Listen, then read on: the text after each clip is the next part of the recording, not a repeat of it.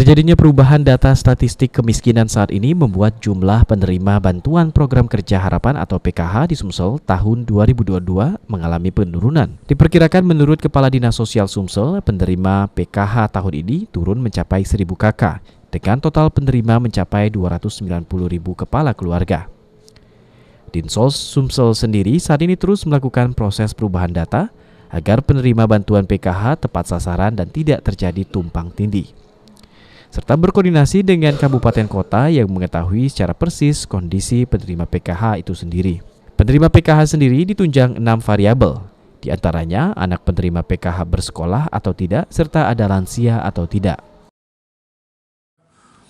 PKH itu kan harus memenuhi 6 variabel. Nah, walaupun dia miskin, nah ini juga yang harus diketahui oleh masyarakat. Walaupun dia miskin, belum tentu dia penerima PKH.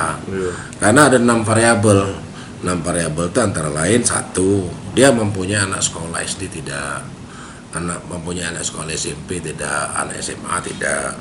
Yang kedua, di rumahnya ada lansia tidak. Yang keempat, kepala ini yang keluarga inti atau istrinya lagi hamil tidak, punya bayi tidak. Dan yang terakhir adalah apakah si penerima penderita penyakit kronis TBC paru-paru. Selain PKH, Sumsel sendiri masih akan menggelontorkan sejumlah bantuan sosial ke masyarakat, namun melihat kondisi pandemi COVID-19 saat ini. Firman Hidayat, PAL TV.